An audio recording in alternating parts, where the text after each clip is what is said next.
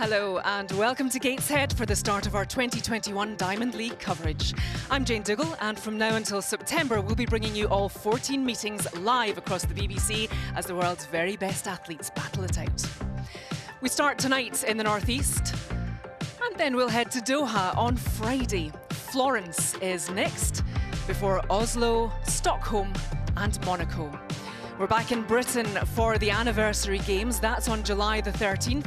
And then it's all eyes on Tokyo for the Olympic Games. 10 reigning world and Olympic champions are in action. Laura Muir is the pick of the middle distance stars, with Jakob Ingebrigtsen also in action on the track. It's Mondo Duplantis versus Sam Kendricks in a strong men's pole vault. We'll see Rio gold medalist Katarina Ibarguen in the triple jump, and world champion Maria Lasitskene in the high jump. Plus, Adam Jamili takes to the track in an exciting men's 200 metres field. But it's all eyes on Dina Asher-Smith. She is back over 100 metres for the first time since the 2019 World Championships. And she was in action in the semi-finals just a few moments ago. Well, in Heat 1, it was a very easy win for Sha'Carri Richardson, the American and fastest in the world this year. Probably the biggest threat to Dina Asher-Smith, who said she'd watched her with interest. Jamaican and four-time world champion Shelly-Ann Fraser-Pryce came third. So Dina was in the second heat and she breezed through, winning the heats in pretty dreadful conditions. She said it was embarrassing that was a season's best of 11.45. Nigeria's Blessing Okabari in second. So it's going to be a real fight in the final later against the four-time world champion Shelly-Ann Fraser-Pryce and Sha'Carri Richardson, who is the fastest in the world this year. You can see who comes out on top just before 8:25. And there's a crowd of 2,000 very lucky fans watching on for what is one of the best one-day meetings seen in the UK for quite some time now. So, for a sensational 2 hours of track and field action, let's now join commentators Steve Cram and Tim Hutchings.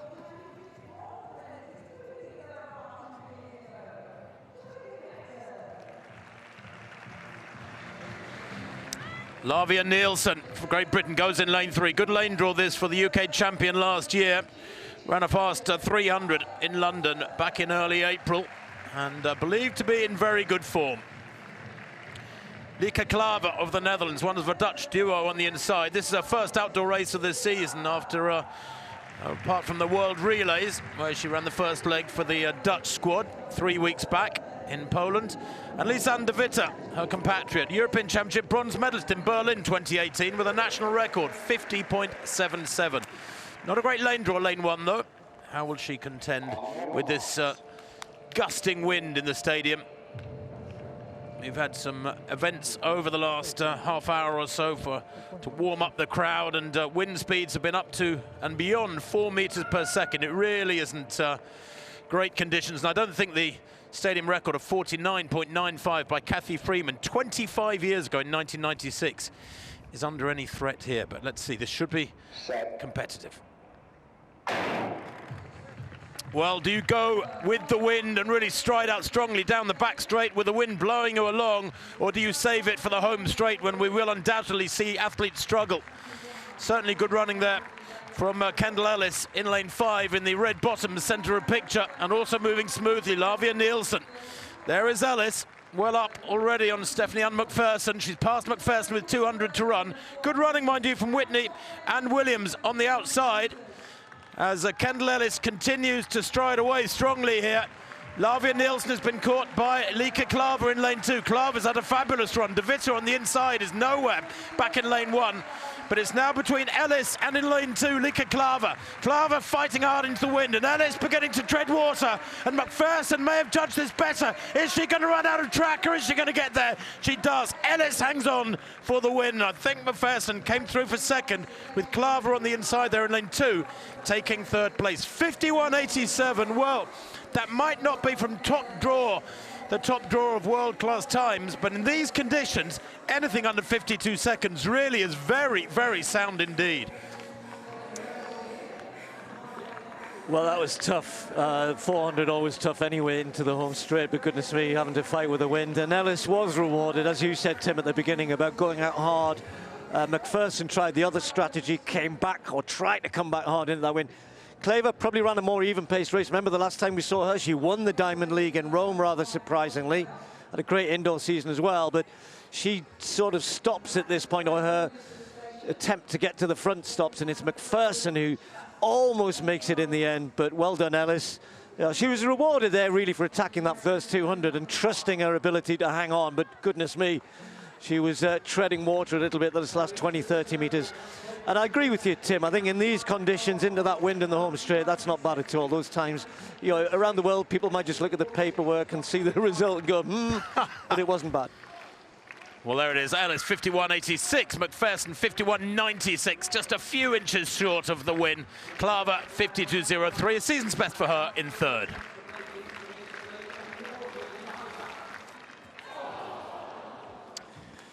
Well, it's been a year that we've all had to get used to, but it's great to see some crowd here, and they'll be enjoying the way in which we bring you the field event finals, the final three. So this is how our long jumpers got to the final. Caceres was leading this competition, the Spaniard.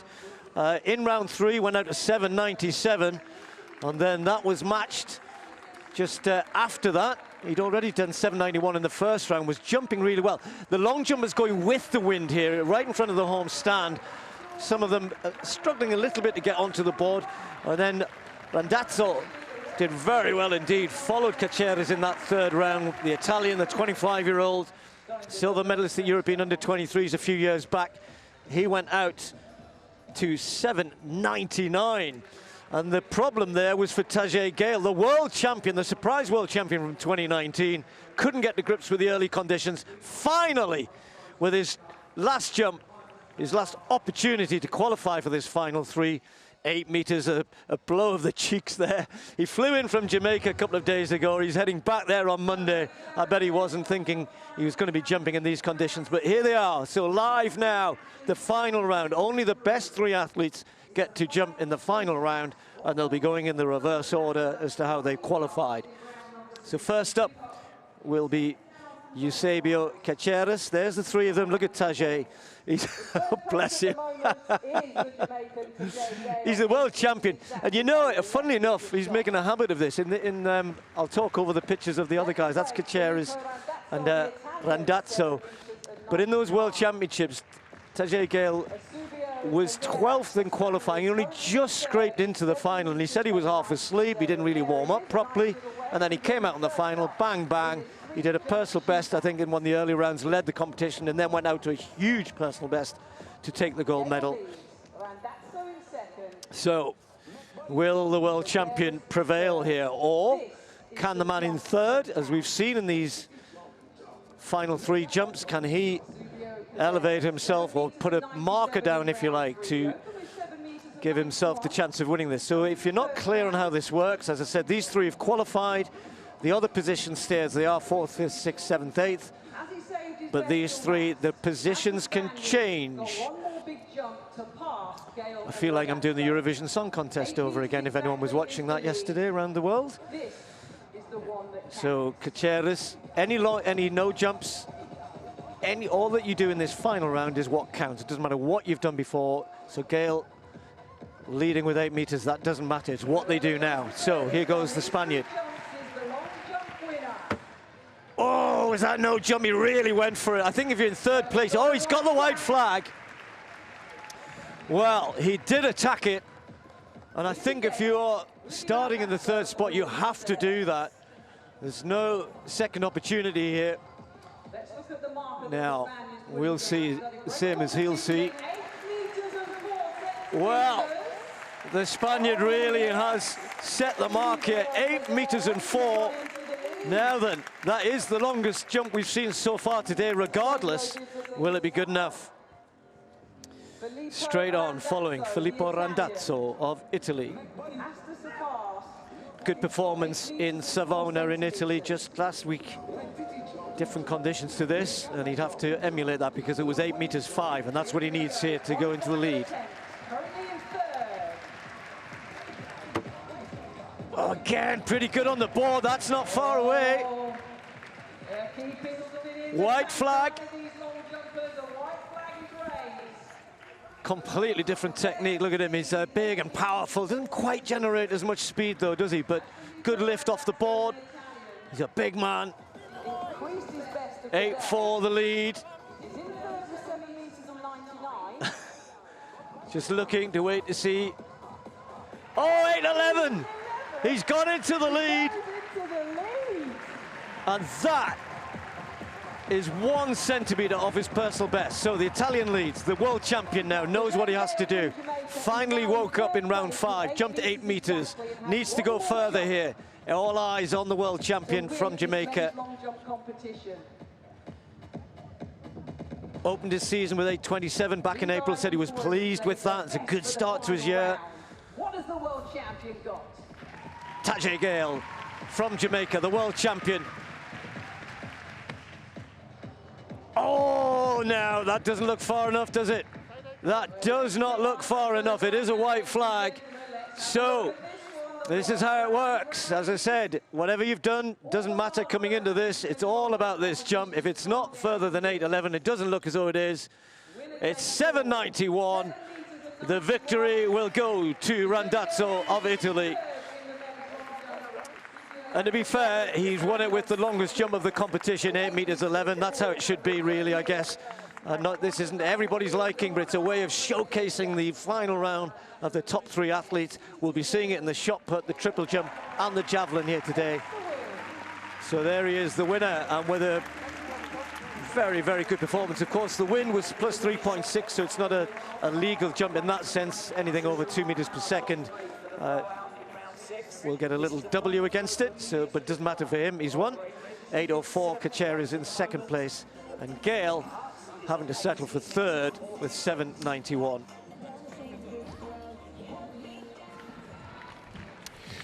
Well, we can go over to the women's high jump, where at least the ladies are jumping with the wind behind them. Over to our right on the D of the first bend. This is Litvinenko, 1.91 meters. She's got a perfect card up to this height, 180, 184, 188, and now 191 for the pole. That's lovely jumping from Litvinenko. Bronze medalist at the World Championships in London 4 years ago, and fabulously consistent in recent editions of the World Championships. She was actually World Indoor Champion back in 2014 in Sopot. Now, Borthwick at the same height. Emily Borthwick of Great Britain. 3rd and final attempt for Borthwick. Oh, that was a big jump. That was a beautiful jump. Well, she was 8th at the European Indoors in Torun. But that, from Emily Borthwick, is a new personal best. She'd never gone higher than 1.88 meters. Well, excitement over in the high jump. And now we move to the steeplechase on the back straight. Very sadly, El Bakkali from Morocco, who would have started as the favourite, didn't manage to get to the meeting here. Travel still an issue for many, many athletes, as it is for all of us, I guess. But we've still got a very good field indeed. That's for a pretty good pace as well, around 8.10, which I think in these conditions would be very good indeed were they to achieve it. You saw there Bedrani, Bet, Kabiwat, Phil Norman, the British athlete who's had a massive improvement this year, or a very significant one, 8.20. And his daytime job is checking telegraph poles. He'll be hopefully the other athletes starting to check him out here, because Matt Hughes, the Canadian, who's performed so well in major championships in recent years, knows that this is a very open race, I think. Hilary Bohr, the American, who on his day has produced the fast times in the past, 8.08. I was watching him race in the States a week or 2 ago. So I'm not sure that too many here will be ruling themselves out of running well here. Without El Bakkali, it becomes a very open race. Kabeni looks a little bit chilly on the inside. The American, actually he ran in the US marathon trials last February. Seems so long ago now, before everything came to a stop.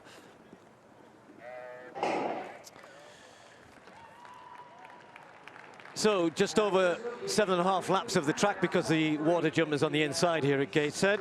They'll miss that out on this first circuit.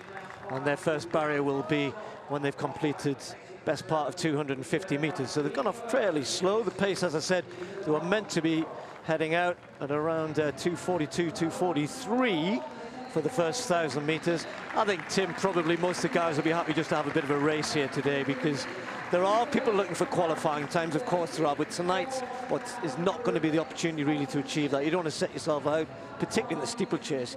You don't want to be exposed out there in the front too long. No, you make a very good point, Steve. You know, we forget, of course, that these early races of the season, athletes are still looking for qualifying time, so very frustrating, perhaps, these conditions for many of them. But while the pacemakers were originally tasked before the race with going out at around 8:06 to 8:10 tempo, I think that's very optimistic in these conditions. However, I never ran a steeplechase. I don't think you ever ran a steeplechase. These are the tough guys of the track, and you know, it's the only event where they enter the water on purpose, so they should be pretty comfortable in these conditions. Let's see how they cope. Said a non-steeplechaser. Actually, I did do one when I was about 15, and never again. Yeah, right, these are the tough men of the track. And it is about technique as well, and strength, speed, hopefully, towards the end.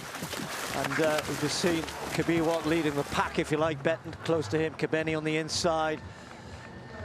Phil Norman, really, what a jump forward for him. 8:20. Once you start running under 8:20, I mean, that's British fans and people around the world will, I guess, realize once you start running under 8:20, you really are going to put yourself right up there in the world class. Of course, many are running under 8 minutes, or few are running under 8 minutes, certainly low 8 minutes, but nonetheless, that's pretty good running. And the Olympic qualifying at 8:22, that's one box ticked off for him. So early stages. Well, the undisputed world #1 on the high jump is Maria Lasitskene from Russia, but she's in trouble here at 1:91 meters. We've seen Litwinko and Borthwick go clear, but this is her third and final attempt. She's already set a season's best of 1:88, but this should be simple stuff for Lasitskene. She's a 2:06 jumper. Oh, no, very, very flat indeed. Really didn't look like she was up for it, did she, if you'll forgive the pun? She jumped 2 meters during the indoor season just gone, but only 1:80 in her last competition, and only 1:88 today, which by her standards just does not make the cut. Well, the Australian Ben Buckingham has just got them stretched out a little bit. He just picked it up a little bit on that last lap, and it's a pretty good piece of pacemaking because he's kind of got the guys warmed up into it. 2:55 though, that's pretty slow through the first kilometre. In fact, it's very slow, but understandable, I guess, and that's why most of the pack are finding this fairly comfortable at this stage. So he's leading. Kabiwat, Bet, Bohr, pretty close. And I said Kebeni on the inside as well. And then a little gap. Although, as I said, everybody pretty much still in contention. What I do is just start to move up a little bit as small gaps start to appear. I'll say the Spaniard with the red shorts. Yeah, the opportunities, Tim, you were saying about, for all of the athletes around the world, they're all looking for these opportunities to race, and it's good that a lot of the federations and quite a lot of the meets are providing almost qualifying races for them. This obviously isn't one of them, it's a Diamond League race, but normally this would be pretty quick, but I think this is smart running from the guys here today in these conditions. Well, and plenty of them will not have had many races under their belts anyway, so more often than not, if you haven't raced much, your first couple of races out, you are a bit ring rusty, you don't feel great, and you have to work hard for modest times, and that certainly is likely to be the case for quite a few of these fellas here today. I mean, that first kilometre, 2:55, that is way, way off international standard running, even for these conditions. So at least they're beginning to pick it up now, but I think we are going to see a rather tasty last couple of laps. Yeah, it'd be interesting, wouldn't it? Because the pacemaker's gone now. Ben Buckingham stepped aside, Kabiwat and Bohr just moving things along. Bedrani staying pretty close as he always done. Well, Matt Hughes is just watching affairs.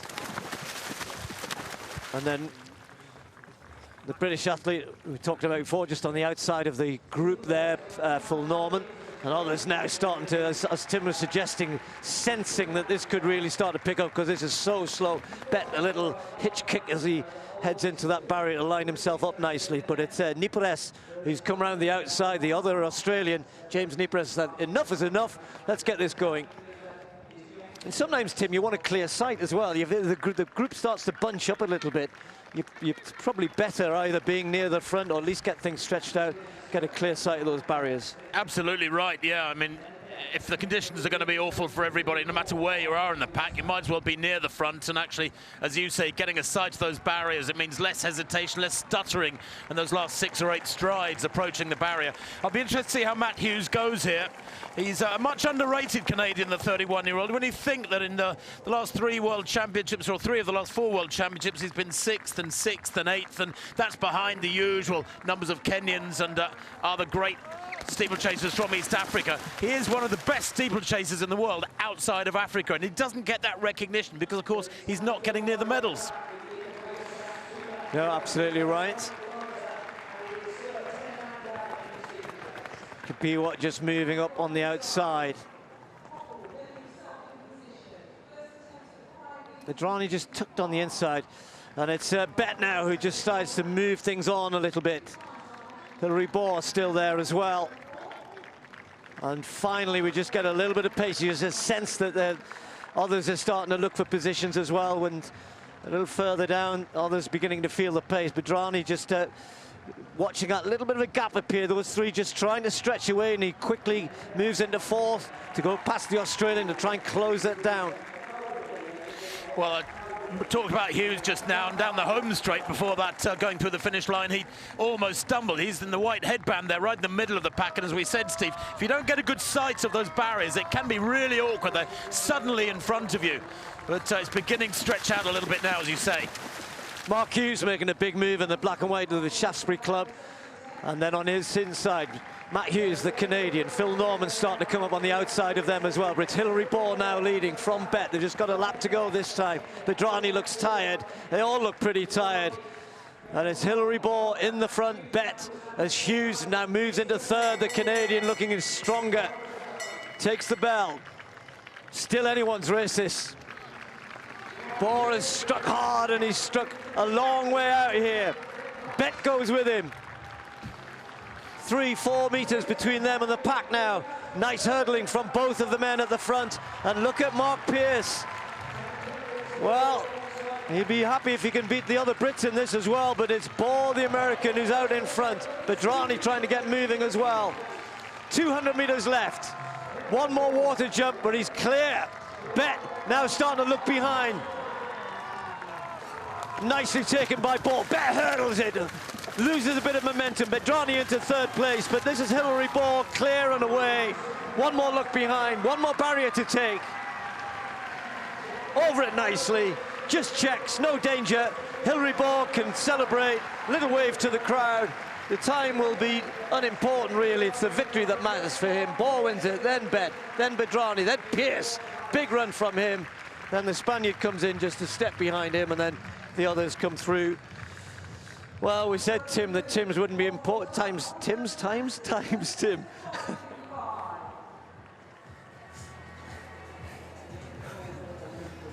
Well, we'll be back to the action in just a moment. But earlier, a minute's silence was held in Gateshead to remember marathon runner Ron Hill.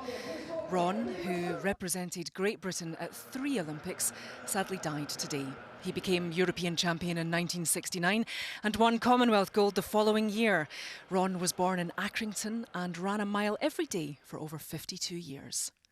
Ron Hill, who's died today aged 82. And all of us at BBC Sport send our condolences to his friends and family. Still to come from Gateshead, we have Dina Asher-Smith and Laura Muir, who's going in the women's 1500 metres just before 10 tonight. But earlier on the track, we had 4 Paralympic events. Sophie Hahn winning the women's T20, 35, 38, 64, 100 metres. Very encouraging to see her powering forward and taking that win so easily in a Paralympic year. In the men's 100 metres, T12, 37, 38, 46, 47 and 64. It was an all-British lineup. Thomas Young just dipping to be the winner of that one.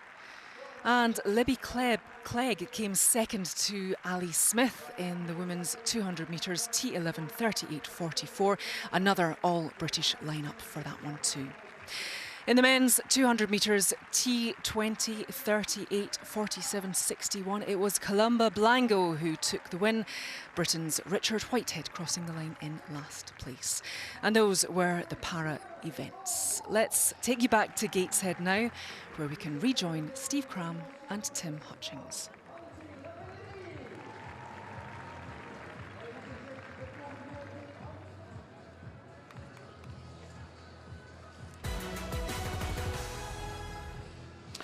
Well, a chance now to look at the top three in the shot put.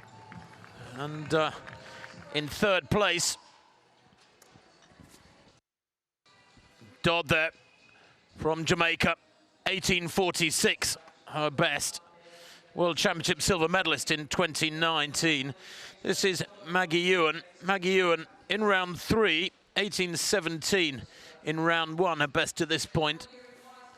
And that from Maggie Ewan, 18 metres 54. Good enough for second place. But the best of them all, the European indoor champion, Dongmo of Portugal. Won in Torun very impressively. And that one from Dongmo, again, putting her in a class apart. 20 metres rarely reached these days. No one has thrown 20 metres this year, but Dongmo winning there with 19.08 very impressively with that fourth round effort.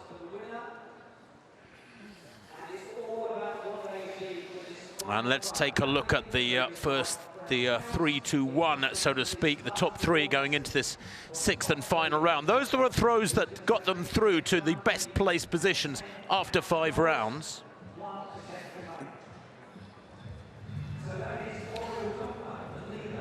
Dongmo then very much the dominant force on the European scene, at least at the moment. The world's best throw this year is by Valerie Adams of Auckland, of New Zealand, coming back to her best form, 19 metres 65. But Dongmo, well, she's showing real consistency this year.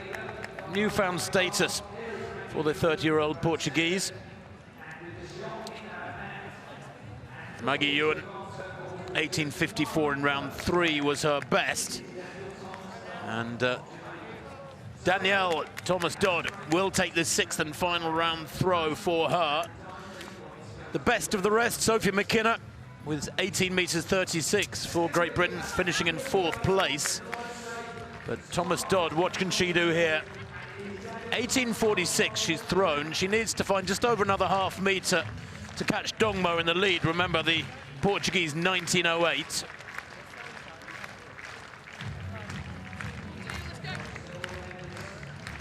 And she's a 1955 performer. Indeed, she's thrown 1917 this year. Well, that one just over 18 metres. She's already thrown 1846. I don't think any improvement there for the Jamaican. She'll be a little frustrated with that. World indoor silver medalist from Birmingham back in 2018. And 1812 for Danielle Thomas-Dodd. Of course, this round is in isolation. You can forget the previous throws. I should remind myself of that. This new format takes some getting used to. And as Steve mentioned earlier, not to everybody's liking, but it does put the drama into this final, those 3 final efforts. So Thomas-Dodd with 1812 in the driving seat. Maggie Ewan, 1854 in round 3, but that's wiped away. And Ewan falls well short of what might have been required. Goodness me. All smiles, but she just couldn't get it together on that final effort. And this is the World Championship 4th placer from the USA. And she has been throwing, ironically, very consistently this year. And Maggie Ewan, 16 metres 96. Dear, oh dear. She's thrown, Well, almost 2.5 meters further than that this year, indeed. A couple of weeks ago in California. So Thomas Dodd of Jamaica still in the driving seat then, still sitting pretty with that 6th round 18-12. Does seem bizarre that others have thrown further in the earlier rounds, but this is the new format. Now, Dongmo of Portugal. She led after 5 rounds, and will she lead after 6? I'm not sure. It's going to be very close. 18-12 she's got to beat. That was the Jamaican's distance. Danielle Thomas-Dodd with her 6th round effort. Dongmo through 19:08 earlier on, but that of course irrelevant. 18-16, she does indeed regain the lead and gets the win. And you feel justice is served. We will all have to adjust our perception of these disciplines with this final 3 formats after many, many years of just watching 6 rounds unfold and every throw counting, to this new format where the first 5 rounds become irrelevant when the 6th round is taken by the top 3. But Dongmo wins with 18-16 from Thomas Dodd's 18-12. It was very, very tight indeed. Maggie Ewan very out of sorts with her 6th and final effort, 16 meters 96. So the former Cameroon athlete, 30-year-old Dongmo, who has really blossomed very late in her career with this recent form, has a lifetime best of 1953. That was in August last year, but there is the final result. Dongmo indeed the winner. 19:08 came in round 4, but 18-16 got her on top in that final 3 format in round 6. Well, what a day for Emily Borthwick. Equal the personal best, and then she betted it 191. This is a Diamond League high jump. Well, she has really excelled here today and takes the applause of the crowd. The young British athlete coming in 2nd place here, ahead of Lazitskina, Levchenko, and others.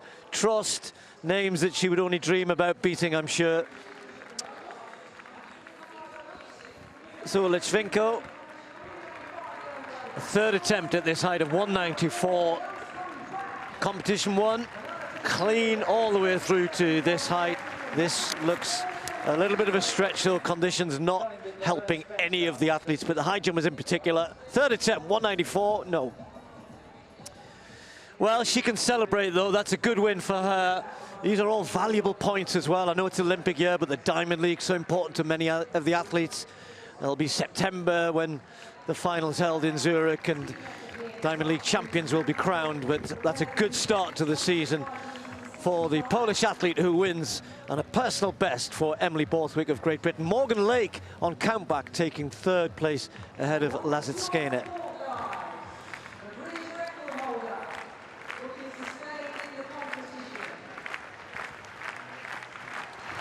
So Sam Kenricks at 5:55, the world champion, reigning world champion from 2019, where he retained his title from London 2017.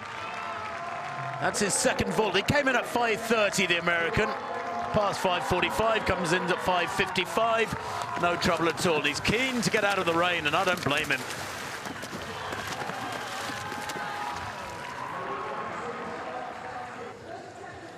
Duplantis, same height, and as Tim was saying, did exactly the same thing. Had a sighter at 5:30, and there you go, easily over 5:55. But this is already proving difficult for everybody else.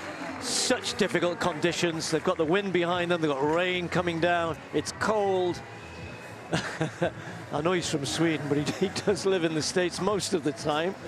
But these weather conditions, not what he or any of us would expect in May.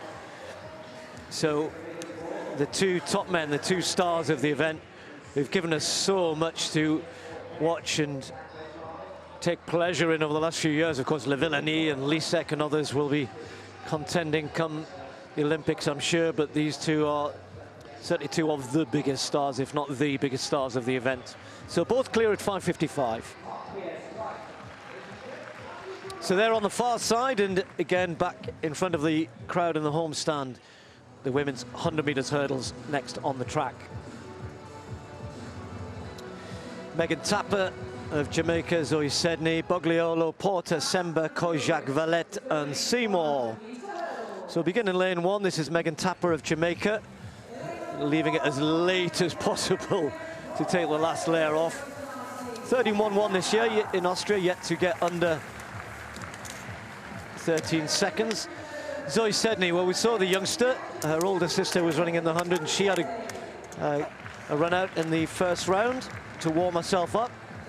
Made the final of the European Indoor Championships this year. And in token of which, Luminosa Bogliolo of Italy had a pretty good indoor season. Started very well outdoors as well, with a decent win in her home country. Well, Tiff Porter, the 33-year-old British athlete, former American, is having a very good year. The last year or two has really got back into the groove of the event. But it's her younger sister who's run quicker, the Olympic finalist, European indoor silver medalist from Turin earlier this year, Cindy Semba. She goes in lane 5. Luka Kojak of Hungary was in that race in Italy. I mentioned which Bogliolo was in and ran 12.81. So won't be that far away here. Laura Valette of France. And you are very close to equal her personal best with 12.87 in France just last week. And then Pedria Seymour of the Bahamas on the outside. Made the Olympic final in Rio, and she'd be looking to try to do the same. Many of these athletes will love to be doing this again in Tokyo in August. If indeed we are all there, let's hope we are. So Tiff Porter and Cindy Semba, the two sisters, next to each other in lanes 4 and 5. Bogliolo, the quick starting Italian, in 3. Kojak, Valette, Seymour in lanes 6, 7 and 8.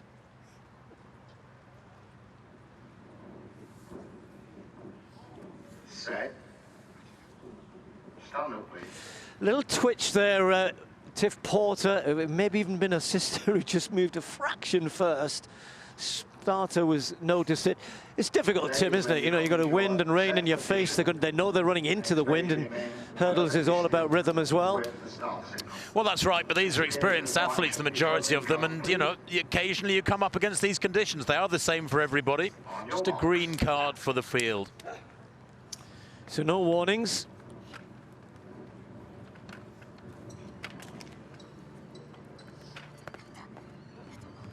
So once more, Megan Tapper of Jamaica on the far side, Zoe Sedney of Netherlands in 2, Bogliolo of Italy 3, Porter Great Britain 4, Semba Great Britain 5, Kozak Hungary 6, Valette France in 7, and Seymour Bahamas closest to the camera. Set. Semba gets out the best, but Sister Porter right there with her, and right over on the far side, Megan Tapper started very quickly as well. Bogliolo coming back into it, Semba just with the lead though. It's Semba under pressure from Kojak, finishing quickly, but it's going to be Semba who gets it from Kojak. Tiff Porter just faded, perhaps for third, maybe held on for third. Again, a 4-meter headwind, 13.28. A few whoops and cheers, perhaps, that they got it done with safely. And yeah, the times aren't going to, as we keep saying, for the sprints heading into the wins aren't going to mean much. But the victory, nonetheless, an important one. I thought Semba did that well, got out well, and was the one who kind of maintained. Others started quickly, Tapper particularly over on the far side. But Semba hung on when Kojak finished quickly. I don't even know if she got close enough to really contend, but to win for the Brit. Oh, Bogliolo got third, Tim. Sorry, I didn't know if Porter hung on, but she didn't. Yeah, no, Bogliolo finished really well. But Semba, well, she was the quickest on paper. She's run a very, very fast 12.53 this year. Her sister, Tiffany Porter, right beside her. And it was fascinating seeing the two sisters starting side by side. I'm not sure we've seen that too often before. Tiff Porter in 4, the older of the two. 4th from right there in lane 4. Held her sister for about 3 or 4 barriers, but then Semba's force and her speed between the barriers was irresistible. Great running from Kozak nearer the camera, and then Bogliolo in the red nearer the top, actually dipping really well, coming through later on that run-in and taking 3rd spot.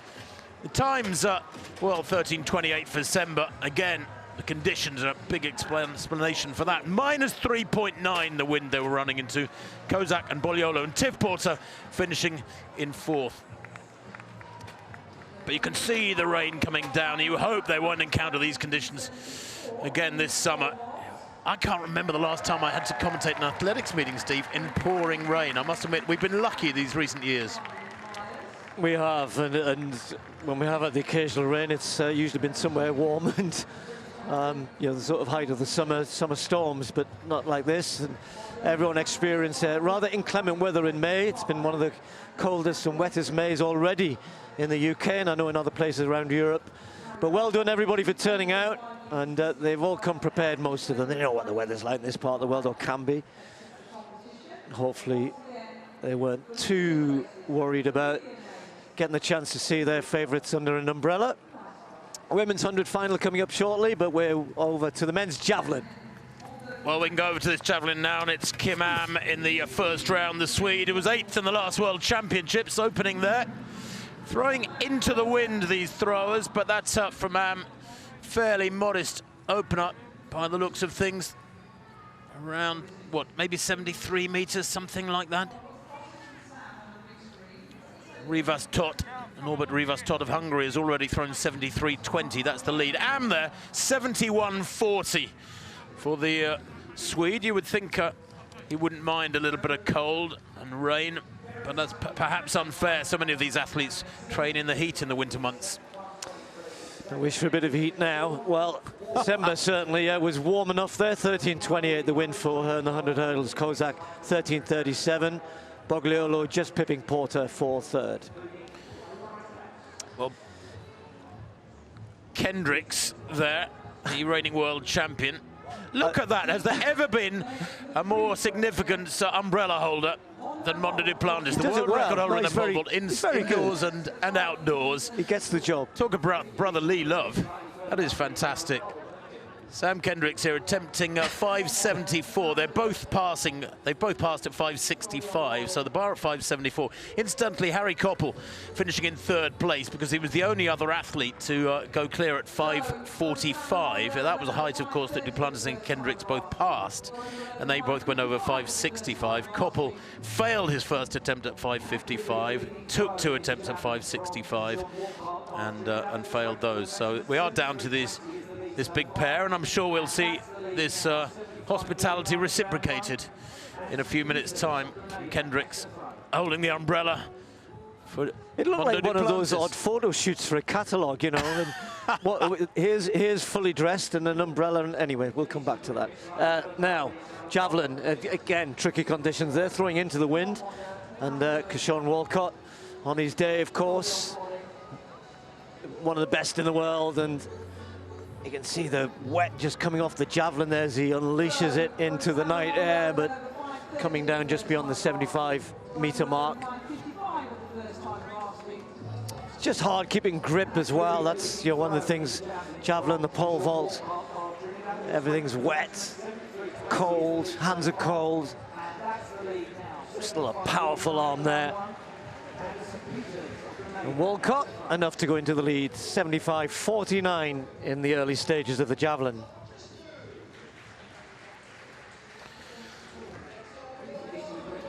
So sticking with this javelin after Walcott's effort, here is Anderson Peters, the reigning world champion from Granada. Opening effort, very, very fast arm. Powerfully built fella, isn't he? Only 23 years old, but that one, well, just below 70 meters, I think, or is it? Waiting for it, just over 70 meters, I think, for Anderson Peters. Pan Am Games champion in Lima, Peru, back in 2019, as well as world champion. He had a rather good season. It's his 5th competition of this year, so he's getting into the groove. But for Peters there, yes, 70 meters, 85, and doesn't take the lead just yet. Well, here we are back with Mundo says, right, okay, gets the nod from Sam, thank you very much, off he goes. And now Sam with his first attempt here at 5.74. The world champion. Now, Well, we've seen some great vaulting here over the years. Remember Isenbayeva breaking the world record when everyone gone home one night here at Gateshead. Wasn't too many years ago.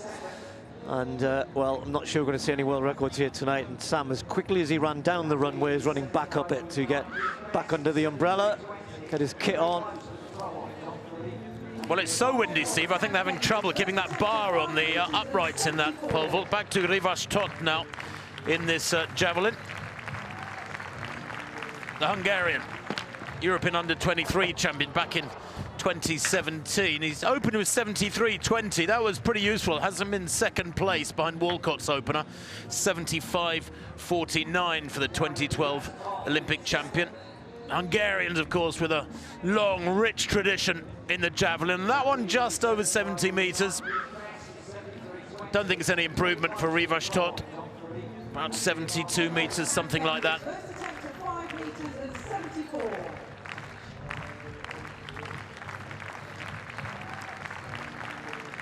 He is the national record holder for Hungary with the 83 meters. No, 73.20 remains his best. 72.75 with that second round effort. So Kach from Latvia, 25-year-old, former world junior champion, 2014. So difficult. No throw in the first round for him. Manages to hold it behind the line. And that one, again, coming down. As Tim was saying, the wind is actually quite blustery now. It keeps picking up. Occasionally it drops. You can see there just the flapping around of his vest, though, that the wind is enough to be felt, particularly javelin, trying to throw in, trying to flight it in the wind. But the rain, the cold, I think, have an effect on everybody. That's not bad, though. 75.01. Well, it's actually a season's best. It's his first proper competition, so it's bound to be. But it puts him into second place in the second round. Well, there are smiles out there, Steve, despite these conditions. I think if you come prepared, then it's bearable, isn't it? They do say there's no such thing as bad weather, just wrong clothing. Well, we move on to the back straight now for the men's 1,500 meters. The athletes are gathered down there at the far end of the back straight, obviously just as the runners would come out of the first bend of the track. So it's 3 3/4 laps of the track, and what a field this is. It really is star-studded. We're very lucky to see a field of this caliber. I wonder how they will cope with the conditions. Pacemakers Kiprotich and Erik Sawinski, but there is the main man, Jakob Ingebrigtsen, one of the most exciting talents to come into the world of middle distance racing globally for many, many years.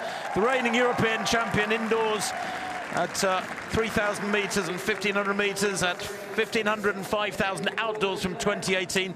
There's a lot of Australians in this one, but Musab is from Qatar, and he is the world #1.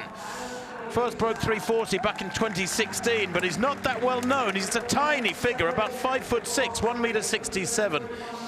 And Ollie Hoare, as I mentioned, the Australians, he's the world #2, but Matthew Ramsden, Stuart McSweyn, Ryan Gregson, all in this one. It's like an Australian Championships, it really is.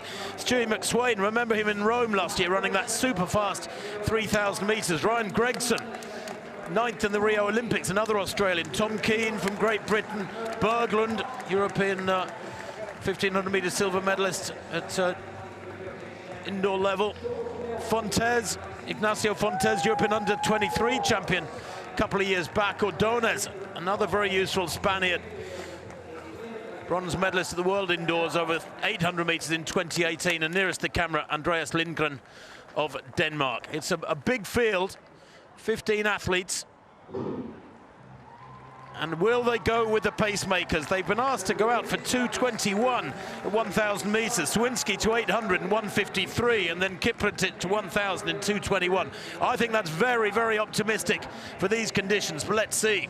As they get to the end of this bend, they'll turn into the wind, and they'll feel the full force of it. Hoare on the inside there in 3rd place. That's McSweyn coming around the outside pretty aggressively with that move there to try and stick right in behind the pacemakers. I wonder if he's going to try and get a jump on the field here, Steve, but Ingebrigtsen slots into 4th place, 2nd of the racers, recognising the danger, I think. Well, I'm really looking forward to this. You've got three fearless runners. McSwain, as you've just said, Tim, he's gone out there, take it to you. Ingebrigtsen does exactly the same. He doesn't mind who you are. He'll get out there and run hard. And so does Ollie Hoare, the American-based Australian. Loved watching him race over the last few months. All three of them committed runners. They've gone out quick enough, Tim, 56.37. Others are well stretched behind. And look at that. It's a big field, but as you said, if you go quick enough, then it doesn't matter how many are in it if there's enough space, and there is there because they're going fast. Well, 56.37 might be slow by normal conditions, but in these conditions, it's very, very respectable indeed. If they can maintain that, they will still come up with a quick time. Sawinski, a prolific 800-meter racer, and indeed a 144 man himself, doing a good job at the moment, stretching them along. It is tough out there, though. Single file down the home straight as they come through this time with 2 laps to run. Sawinski leading from Kiprotich, the second pacemaker, then McSwain, then Ingebrigtsen, then Hoare. The rest of them strung out behind, and these 8 or 9 beginning to get away. So the pace has slowed at the front there. You can see Kiprotich maybe will try and pick it up again, but Sawinski with a 58, and that's bunched them up a little bit. The gaps were created, but the first 6 or 7 have bunched again. And the problem is going to be here for McSwain, because Ingebrigtsen's right on his shoulder. What's he going to do? He's decided for the time being to stay with Kiprotich, but you can see McSwain's itching to go. Ingebrigtsen and Hoare look comfortable. Ramsden's starting to move up as well, and the world lead Musab is still in there, an athlete we haven't seen too much of. I don't think Kiprotich is running hard enough here. He's really eased around that bend, and they've lost a lot of the aggression that was put into the first 800. 154 at 800 is still respectable, but as he moves aside, Ingebrigtsen at the front now, McSwain on his shoulder. Now, how will the young Norwegian cope with this one? Remember, he's only 20 years old, recently got engaged to his girlfriend of 5 years. He's had a wonderful winter, 3:31 indoors, early in the indoor season, but he has things under control at the moment. McSwain and Hoare in second and third, and Ramsden back in fourth. The Australian trio stretched out behind Ingebrigtsen, who has this strange forward lean to his style. It's very deceptive. He just gradually lengthens his stride, ups the cadence, and begins to ease away, and he looks strong and unstressed at the moment. But Hoare has been racing well. Remember, he's world number 2, 3:33 recently in California in the warmth, and he moves onto the shoulder of Ingebrigtsen now. They come into the straight. McSwain is still there. So is Fontes, remember. And Ingebrigtsen cuts loose. He has got that extra gear. Hoare has misjudged it, perhaps. 2 meters the gap, and it stays that as they pull away from McSwain. A comfortable win there. 3:36.28. That is fabulous running in these conditions. It's the track performance of the evening so far. But again, this incredible, miraculously talented Jakob Ingebrigtsen makes it look very, very comfortable indeed. He had it all in hand. There was never any need to worry. I know many people back in Norway, big supporters of this young man and his 2 racing brothers, will have been on the edge of their seats. But actually, Steve, time and time again, he defies what you fear and comes up with fabulous, fabulous performances. And tactically, he's always so astute. Yeah, I was actually interviewing him for something later in the year yesterday. I was talking about this. I talked about him growing up early, and he said, yes, I grew up very early. I've learned that, you know, how to race, not just to race fast. I love racing fast, but he knows how important tactics are on 1,500 meters, and I thought that was so smart, like you said, Tim. He sort of teased around that last lap. It was only, and I'll say only, a 56 last lap, which isn't that quick. It's windy, but he knew he needed to keep something for the home straight. Ollie Hoare is renowned for closing quickly. He's so strong, but Ingebrigtsen's kind of sucked him into believing he would be able to come round him in the home straight and bang, sorry mate, I've got something left. I've kept this back for you, here you go. And away he goes for the win. Nicely done by Ingebrigtsen. Maturity there, which, you know, it belies his young years, but it's because he's had all of the experience from his brothers and the rest of his family. 3:36.27 for Ingebrigtsen there at season's best. Hoare and McSwain, the Australian second and third. But he does it again and again. He has athletes sitting on his shoulder with a few hundred meters to go, and he just winds it up and winds it up. So, talking of winding it up, 5:74, second attempt for Sam Kendricks in the pole vault, in the rain, in the back straight, with a celebrity brolly holder. Here he goes. Oh, Sam, well, one thing you will say about both of these men as well is they'll always like to put on a show. They know how important it is that they come and try to perform despite the conditions. And well done. Sam Kendricks, the world champion, clear at 5.74. The competition continues. He's just such a good technician, Sam. And that always helps when you've got tricky conditions to contend with. But he's a redoubtable competitor as well. So that throws down the gauntlet But it was too much up and to the down. world record holder. It does indeed, yes. Duplantis then. Now, 2 failures already. Oof. Oh, that's his second attempt.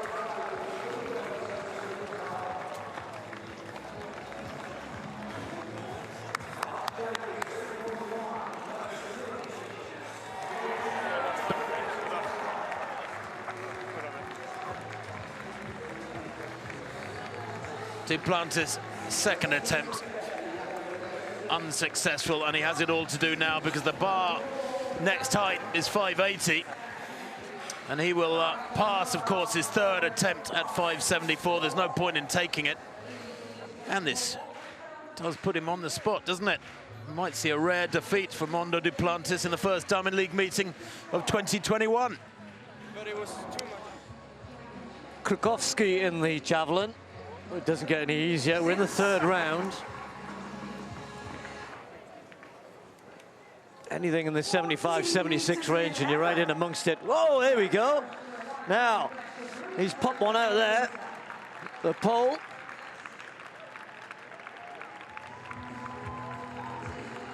It's not far off his season's best, given which is pretty good given what we're facing here. Made the final in Doha when, well, it seems ages ago now, doesn't it? 2019. So 77-57, and Marcin Krukowski takes the lead.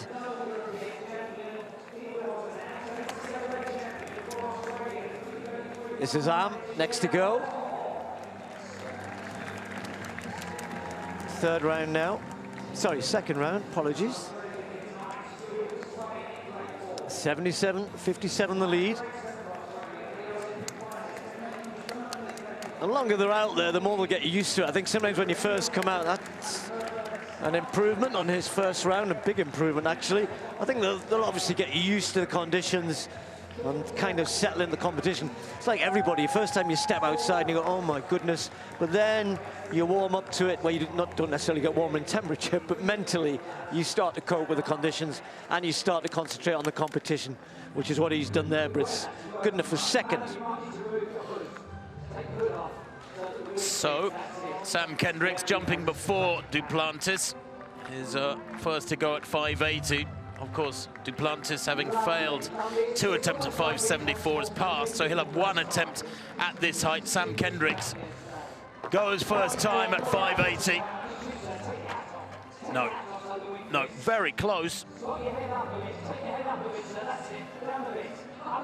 And there's the a different umbrella carrier this time, as Duplantis knows it's all or nothing with his next effort. He's only had 4 vaults all evening, Duplantis, 2 successful, 2 fails. Those were both at 574, of course. Well, there it is. Ingebrigtsen, 336.27 for a deceptively comfortable win over 1,500 metres against that strong field. Horan McSwain, the Australian duo, second and third. Fontes a good fourth, and Ramsden making it 3 Australians in the top 5. Good run for Davis, Archie Davis, in 6th place there, the first Briton home. And Ryan Gregson down in 9th place. He did not enjoy these conditions. Oh, it really is coming down now. Was predicted to be at his worst for the second hour of the meeting, unfortunately.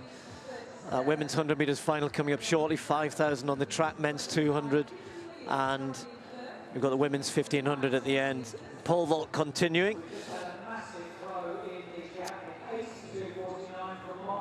Well, we've had various umbrellas. It was we just saw Harry Koppel holding the umbrella for Sam Kendricks, and Mondo's turn to have somebody hold it for him. So we saw, as Tim was mentioning, that he had 2 failures at 574. So this is it for him. Make or break here. So Kendricks, having cleared 74, is leading. One failure for him at 580, but Duplantis will only have this attempt. Well, of course, he'll have more attempts if he clears it. So he must go clear here to stay in the competition. The world record holder, Mondo Duplantis, and yes, he does. Well done. Oh, no. No, hang on. That wasn't him. There was the wind must have blown that off. Now, what happens there? I think he's saying the wind took that off. What happens there? They've been having trouble with that bar. It's been blowing off. That's why we saw an aborted attempt from Sam Kendricks about 10 minutes ago. Here we go. Oh, he did touch it. He did touch it. No, he did touch it. He might not think he did. I know, Tim, but he did touch it. It started vibrating, and then it took it off. Yeah. I think the wind might have helped it a bit. But that's a shame, because we wanted to see both of them in the competition. It is no more. Kendricks wins that one. He may go higher, but for the time being, we're off to the track just behind them. Well, I said 15 starters in the 1,500 meters was a big field. There are 19 in this men's 5,000 meters, 12.5 laps of the track. How they like to really enjoy these conditions, these fellas, or not. But it is a strong field.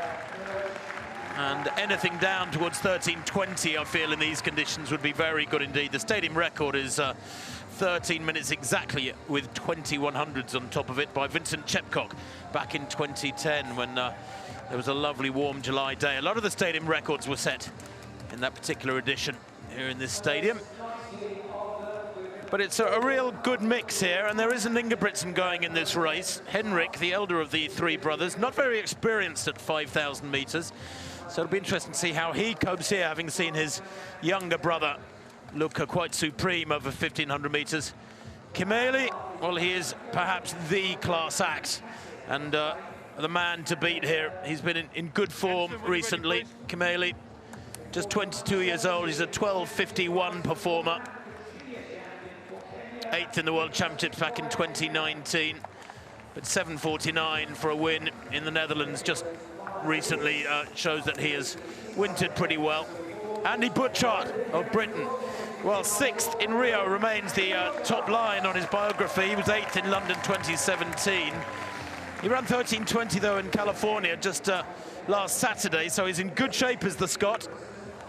And there is Henrik Ingebrigtsen, the European champion over 1,500 meters in 2012. How will he go here? Sean Tobin, 3:57 miler from Ireland, ran quite well on the Strava, over 3,000 last Wednesday. Jacob Krop, 6th in the World Championships in 2019. He's still only 19 himself, the Kenyan. Best of 13:03. Jonas Reis of Switzerland goes here. He's a 13:20 performer at his best. And then Hendricks of Belgium, Mikal of Spain. Watch him, Mikal, very useful, 3:33 1,500 meter runner. There he is in the red shorts. Great speed and strength, in fact, the Spaniard. He's a 7:35 3,000 meters performer. But the pacemakers, well, the aim is to be around 13:10. I think, again, that might have been written before this wind was quite so apparent. 2:37, 2:38 per kilometre is what's been requested. How many of them will be game to go with that remains to be seen. The two groups will join as they come into the home straight once that left-hand group have got past the blue cone. And the pacemakers, well, Adam Clark it is who will take them out, and we're looking for, as I said, about 2:37.38 for the first kilometre. I think, Steve, we should be adding 2 or 3 seconds to each of those predicted or requested kilometre splits, and if they get around 13:20, not 13:10 here, I shall be very, very impressed. I agree. I'm not even sure 13:20. I mean, possibly, you know, they could go steady and pick it up. And, you know, Adam Clark's an experienced pacemaker, so he's just took a look around there to say, look, is anyone coming? If they are, fine, I'll keep running hard. So they have lined up behind him. Be interesting to see the decisions made by some of the others. Kimeli and Krop have got up there, Butchart further back in the pack. He ran his 13:20 just recently. Didn't really go with the pace. His coaching partner, Charlie Grice in America, had been set up to take the pace. And there was 2-3 of them looking at each other, didn't really go with it. The race did heat up. He still got a 13:20, but today I'm pleased that there's athletes lined up behind Clark here, so at least they've got this moving at a decent pace. But I think you're right, Tim. It's what happens when Clark drops out, because there'll still be quite a few laps to go after that. Kropp and Kimeli then go through in second and third behind the pacemaker. A 63-second lap there. That would still be around 13:10 pace, 13:08 pace if it's maintained, so quite useful. Talking of useful, he'll need to be here. Anderson Peters, surprise world champion. Still early stages in the javelin. That's better. Bit of a sighter in the first round, wasn't it? 70.85. Still looking for anything. You've got to get in the top three. So if you're just getting your head around how the field events are working and the horizontal throws and jumps, then first 5 throws, top 3 efforts get into the final 3. So Peters improving his position there, 75.65.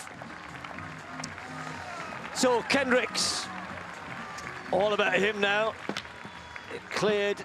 Oh, it's 5.74 to win the competition, but it's getting dangerous out there now, isn't it? He knows Duplantis gone. I think that's enough. Sam Waves, world champion, decides enough is enough. It's a big season. It's an important season.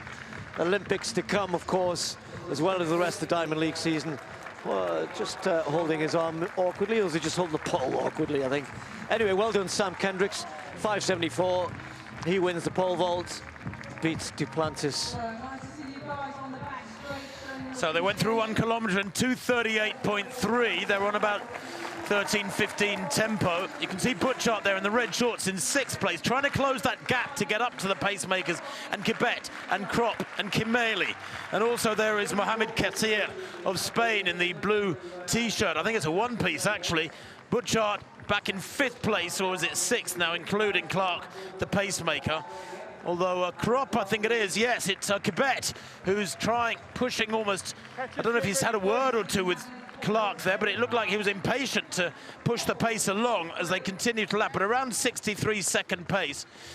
Ingebrigtsen, by the way, Henrik Ingebrigtsen in the dark glasses. Is he really wearing dark glasses, or is he not? Back in about 7th place behind Andy Butchart with those red shorts.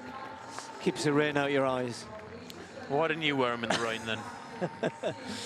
By the way, Andy Butchart announced going to be a father.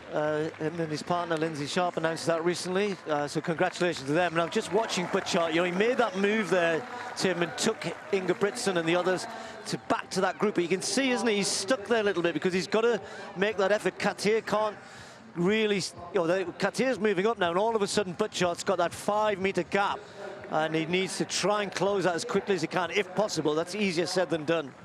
They are moving well, but this group of 5 easing away, and Butchart trying desperately to close that gap, and he's dragging others with him, you're right. Mamona in the triple jump with the wind in front of the home stand. Women's triple jump just underway. That was very close on the board. If it was a white flag, it was well judged indeed. Early stages, wind, we're getting the old wind reading, which just about gets down to the +2, but most of them are in the 3s and even 4s. But that looks like a decent, couldn't be tighter. It looks as though a foot is over, doesn't it? But you have to break the plasticine, so the spike plate on the board, but the toe kind of hovering over the plasticine.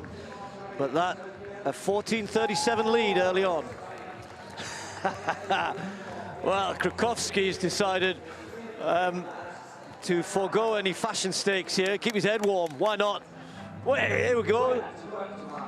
Completely thrown himself into this, leading the competition, where there is a huge throw. In these conditions, everybody else struggling. It's, well, over 80 meters, which today is a big performance. Krakowski really does launch himself at that. There'll be some, I hope, some good pictures of that. It'll be, what was this guy doing? What sport is he in? There'll be a picture of him diving through the rain, wearing his natty headgear there. 82.49. Well, Krakowski miles ahead of the rest of the field at this point.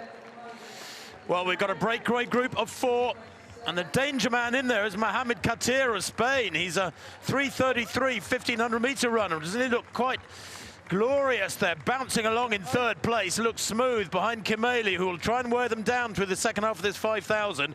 They went through 1K, remember, in 2:38, 2K, 5:16.65. Kimeli, Komplette, Katia and Krop. It's all the Ks there in this breakaway group of four, and you can see, what, about 40 metres back to Andy Butchart, leading the big pack. He's been unable to go with this surge, mid-race surge from Kimeli. Komplette has done his share of leading too, but they will know, I'm sure, about the danger of Mohamed Katir, who has a personal best at 5,000 metres. Listen to this. He's assured of a personal best tonight of only 13.50. A 64.5 is slow by international standards, Steve, but in these conditions, it's keeping them well clear of the rest. Yeah, I think he's done better than that indoors, and you know, he's had a good indoor season. You know, he's been running very well this winter. We saw him on the indoor tour a couple of times. Not performing at this level, though. He looks very comfortable with these two, as the three of them just get a little bit of a gap going here. And in these conditions, I know we keep mentioning it, sorry too, but it is cold, it's wet, it's windy, but they're going well. Naomi Ogbeta of Great Britain in the triple jump. 14.37 the lead, and Ogbeta looks good there. Now, this will be a cracking start to her season in these conditions. Yes, it's windy, and yes, behind the board. Look at that, 13 centimeters for Ogbeta. Well, she'll know whatever she gets here that there's room for improvement as well if she can get the board right. Difficult when the wind's behind you just as much as when it's against you, but a massive 14.29 for her. That moves her into second place. Brilliant performance. It won't be a personal best because of the wind, but brilliant jumping from the British athlete. Now, Ricketts, Shanika Ricketts, the Jamaican. Rangy action. And by the way, Yulima Rojas, I think it was last night or the night before, 15.40 odd, wasn't it? In the, I'd have to check it up in the triple jump. Superb performance from the Venezuelan. But tonight, the women having to contend with something a little bit different. But Shanika Ricketts, that's going to be close. 37 the lead, 29 for Ogbeta in second place. And that one comes up at just below that, 14.27. She moves into third. 4 laps to go then in this 5,000 metres. They went through 3,000 in 7:57.8. Katir, just after that point, put in a big surge to break up the group and started breaking away. And then Kimeli spotted the danger and covered the break. But you can see what's happened. Kimeli leads from Katir, the 3:33 1,500 metre performer, who looks very, very comfortable, I have to say. He's long and lean, isn't he, Katir? With that ponytail flapping behind him. Kimeli, a little glance over his shoulder there with 3.5 laps to run. Komplette back in third place at the moment, struggling to go with this. I don't know if Kimeli will slow it down so Komplette can close up, but if he does, I expect Katir will go past him, because the Spaniard, only 23, is looking full of running. I wonder how experienced he is at 5,000 metres. Had some great indoor runs over 3,000 this winter just gone. A little grimace there from the taller figure of Katir.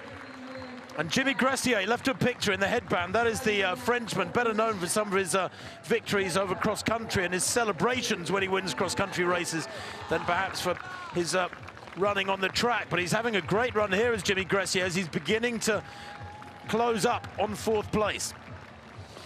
Yeah, Gressier doing a good job of kind of bridging from the main pack. They're a long way behind, but those 5 men out there stretched out. But look at these two, Kimeli and Katir. You're absolutely right. He's hanging on a little bit now, I think, Tim. But he's only got 1,000 to go, and if he can stay with Kimeli here over the next lap or so, his confidence will rise. A 2:39 kilometre, but Katir is just beginning to feel this. Kimeli doing his best to get rid of him. The rain lashing down, absolutely lashing down. It's almost like cross-country weather, isn't it? You're telling me it is, yeah. Thank goodness we're well sheltered under the stands here, but it is a chilly evening as well. It's not just wet, it's chilly. It's probably no more than about 9 or 10 degrees at the moment, at the most. But to Kimeli here, eyes focused as they go through. 2 laps to run. And Katir sticking to his heels. The gap has grown Back to Komplette in third place. That shows how strongly Komplette is running in the conditions, despite that 4th kilometre only being a 2:39, and that's only with inverted commas because they're still well inside 13:20 tempo, as Gressier has now caught Krop in 4th place. So the Frenchman may well move into 4th himself there, right of picture. That's Gressier in the headband with Krop right in front of him, and then an isolated Komplette in between these two duos as they come round now with 600 metres to run. It's Katir almost moving onto the shoulder of Komplette. I still get the impression Katir has got another gear there if it's needed. What can Komplette do? We know he's strong. Nicolas Kipkorir-Komplette, he's only 22. A World Championship finalist. He was 8th in Doha with 13:05, so he has got enormous speed and strength. But as they come to the bell, it's Komplette from Katir. About 30 or 40 metres of empty track behind them. And the 3:33 1500-metre man is not going to leave it for long. He kicks hard at the bell, pushes into the back straight here with the wind behind him, the rain pouring down here in Gateshead. But Komplette's not finished. Matching stride for stride, Katir, who may have gone too early. Komplette, in turn, looks full of running, doesn't he? Katir is grimacing. It hasn't worked so far. Komplette looking strong, but the gap maybe is growing with 150 to run. The rain pours down here in Gateshead International Stadium as Katir for Spain drives into the home straight, finds another gear, and Komplette there, a little glance over his shoulder. That was telling. Katir drives for the line, the gap grows, and he's going to get this win over the best of the Kenyans here tonight. 13:08.52. That is superb running. The final kilometre, very, very quick indeed. Down towards 2:30, I suspect, as Komplette comes home for 3rd place. And the rest of them stream across the line, but the winning time from Katir, it is absolutely top-notch, 13:08. It makes him what, about the 8th fastest man in the world this year. In these conditions, I suspect that time is probably worth inside 13 minutes.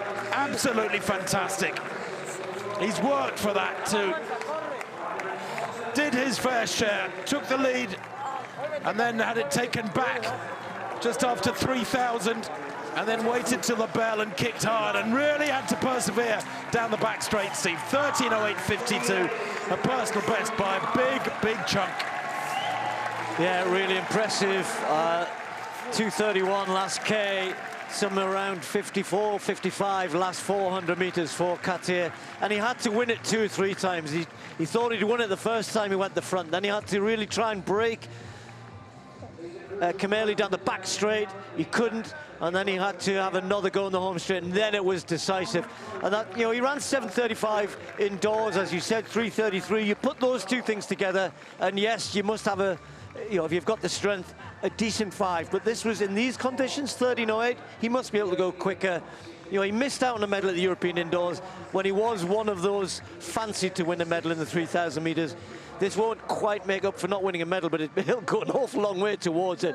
That is a huge improvement for him and a significant marker, 13:08, and surely better to come for him.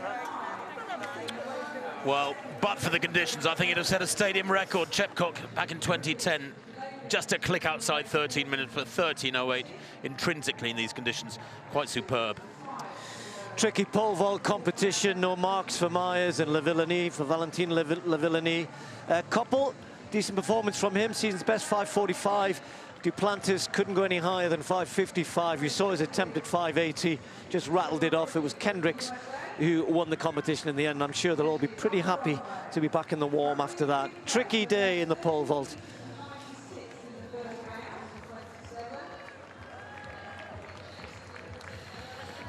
Well, back to this javelin competition. And here is Keshawn Walcott. He won't be enjoying these conditions, but you know, occasionally in major championships, you do get some awful weather. Remember the World Championships in Helsinki many years back, where it rained virtually the whole week up in Finland.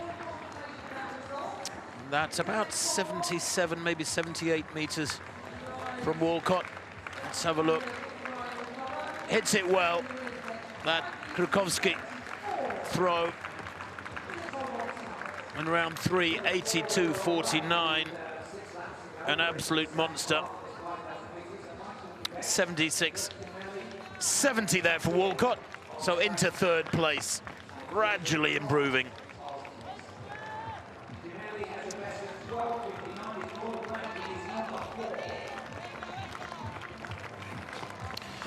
Krukowski then already has the lead, 82.49, a season's best. 7th placer in the World Championships in London back in 2017. The magic hat seems to be doing the business, and how? Oh my word, that's way beyond 80 meters. He's finding here another 5 or 6 meters more than the others. He already leads with 82.49. Nobody else has come near 80 meters. I've got a question, Tim. If your pigtails on your hat go over the line as they did here... That did occur to me. I saw the judge having a look, as if to say, is that a foul? 82.61, he improves marginally, improves his season's best, increases his lead on Am. Well, there's confirmation of Katia's very impressive win in that 5,000, 13.08.52. No wonder it was a personal best. Kimeli and Kibet, the Kenyan duo, 2nd and 3rd. Kibet, they're just outside 13.20. And the rest of them struggling a little in these conditions, but they've done well just to finish, in my humble opinion. Fascinating triple jump competition so far. Mamona, or better, with a 14.29, putting her right in amongst it. This is Ricketts, we saw her once already. And again, you can see there that world lead mark. I'll just remind you that Rojas did 15.43. I'm not sure that mark is the correct, is indeed the world lead. But nonetheless, that's better from Ricketts. Mamona was leading with that first round, 14.37. The Jamaican now looks as though she may have improved that there. Certainly very close indeed. Will undoubtedly have improved her own position had she taken the lead. 14.40, and it has, so Ricketts now leads that. Don't forget, you've got to get in the top 3 to get into the final round. Same in the men's javelin. Walcott next to throw. So this is round 5 in the javelin, the last chance to get yourself into the top 3. Krukowski leading the competition. Walcott watches that one fly out. He's close. Yeah, well, that might be good enough. That could well be good enough, that yellow line there. And a little celebration from the former Olympic champion. Am and Peters all doing well. Sadly, Vadlec didn't start. So improvement for him, 77.78, moves him into 2nd place. So he's into the final 3 with Krukowski at the moment.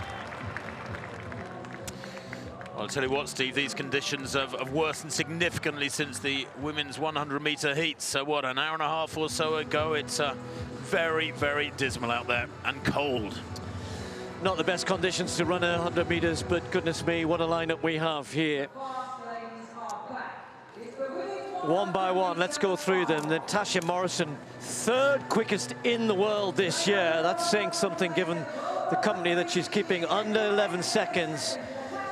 Looks a little chilly here, though, was a bit slow than most of the others in the qualifying. Javian Oliver had a great indoor season, carried that to the outdoors as well. Has looked sharp and made it through without really having to dip. Now, Sha'Carri Richardson, the sensation of women's sprinting, made 10.70 and bits look so easy on 3 occasions already this year. Sort of times that others only dream of. Okagbare has broken 10.8 in the past and is in very good form, sub-11 form. Former medalist in the long jump at the Olympics, of course. And then Dina Asher-Smith, the darling of the British crowd, the world champion at 200 meters, silver medalist in this event, though, and looked excellent in qualification. She was in a different semi-final. Talu looks chilly. Well, medalist at 200 meters and at 100 meters and indoors as well. Normally a pretty good starter. And then Shelley-Ann Fraser-Price. What can you say about Shelly-Ann Fraser-Pryce. She's 34 now, but in 2019, she had what may well have been her best ever season, 11 times under 11 seconds that year, and of course became the world champion again. And then Isla Del Ponte of Switzerland. I mentioned earlier, if you were with us, or might have heard me say that she had a bout of coronavirus recently, but she's recovered. Couldn't go to the World Relays, but she's here. The European Indoor Champion, she'll be in lane 8. Dina Asher-Smith, world champion. Shelly-Ann Fraser-Pryce, one of the most successful female sprinters of all time. Olympic champion, world champion. And then you've got the quickest in the world at the moment, the world leader, Sha'Carri Richardson. Women's 100 meters. Oh, Akakbari got a blinding start. Richardson got left a little bit. Dina Asher-Smith is out there, and it's Richardson and Dina Asher-Smith. Asher-Smith has the lead of the minute. It's going to be Dina Asher-Smith. She's going to get it. Asher-Smith wins. 11:35. Time not important. All about who won today. They'll all say it doesn't matter right now on a cold evening in Gateshead in May, because they'll all come back together, we would think, at the Olympics. But goodness me, she looked good in the semi-final. She looked the best, you have to say that. She's contended with the conditions. She's contended with this great field she had to face here. The time, of course, not quick in the wet and the rain and the wind, but she was sharp, Tim, very good. Brilliant start from Asher-Smith there, fourth from left. Yeah, dwarfed, of course, by Okagbare. But look at Richardson coming strong late, and I thought with about 40 to go, Richardson might pull her back. But no, Dina stayed very strong all the way through to the line. She comes here so fresh, Steve. Don't forget, she said she hardly raced last year, apart from some minor races, to give herself a mental break as much as anything else. And it seems to have paid dividends. And she takes the win very comfortably indeed against a top field. You think the World 100 champion, World 200 champion, the world #1, umpteen others with very, very fast personal bests in that race, but Dina has won that by a distance. British win in British weather. Shining through the rain, though, Dina Asher-Smith, and that will give us so much confidence. As I said, the time doesn't matter. It's, as Tim was mentioning, you're winning against a stellar field here, and in such an important year.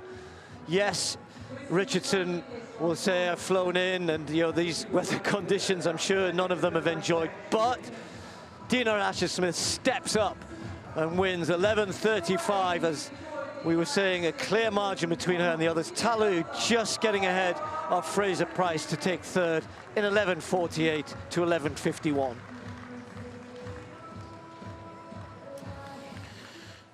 Well, we've been dipping in and out of the javelin, and here is how the top three, with just one throw each to come, got through to the top three. Kim Am in the second round throwing 76.96. He'd opened with a 71.40, but that was by far his best from his 5 efforts. Walcott, Kashawn Walcott, in round 5, booming one out to 77 meters 78. His 3 valid throws from the previous 4 had all been around 75, 76, but that was the best, moved him into second place with his 6th round to come.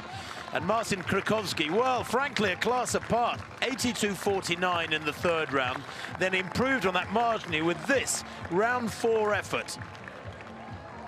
Yeah, no doubt that the ponytails of the hat touched the ground there, but the judges are letting him away with that one. 82.61 for him to come into this 6th and final round. The top 3, remember, only get a 6th throw, comfortably in the lead, but that is all wiped away. So let's have a look at this final 3 graphic. There we are. Krukowski with an 88-meter personal best. Walcott, the best of the 3 with personal best, 90 meters, and Am, an 86-meter thrower. Am qualified as 3rd place, and he will be the first to throw. Then it will be Walcott, and then Krukowski, who, frankly, on what we've seen from the first 5 rounds, I would say deserves the win. But if you can throw a big throw in the 6th round in normal competition circumstances, then you get the win. And that's the way it will be here. Whoever throws the longest, it doesn't matter if it's nowhere near 80 meters, gets the win. Just to remind you, the first 5 rounds, those efforts are wiped away with this final 3 format. And here is Kim Am ready to go. His dad helps him with his technique, the Swede. Started athletics at the age of 6. He's been around a long, long time as Kim Am, 30 years old now. His season's best is just a few centimeters shy of 80 meters, 79.72. He threw in Dessau, just in Germany, actually just 3 days ago. And here he goes, Kim Am now. Whatever he produces here could be the winning throw. Doesn't matter that Krakowski has thrown a couple of 82-meter efforts in rounds 3 and 4.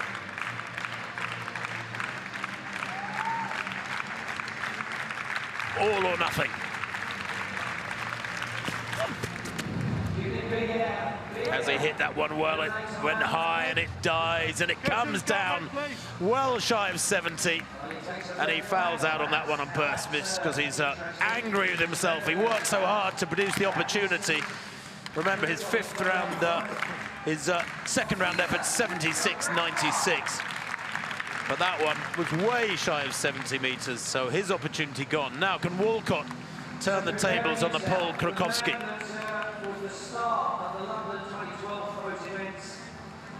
Walcott became the 11th javelin thrower to win multiple medals at the Olympic Games back in 2016, having won in London 2012. He took the bronze in Rio. Marcy, he's all right, he's ready. So Kershawn Walcott, 28 years old. He was only a youngster when he took that unexpected, really surprising gold in London 2012.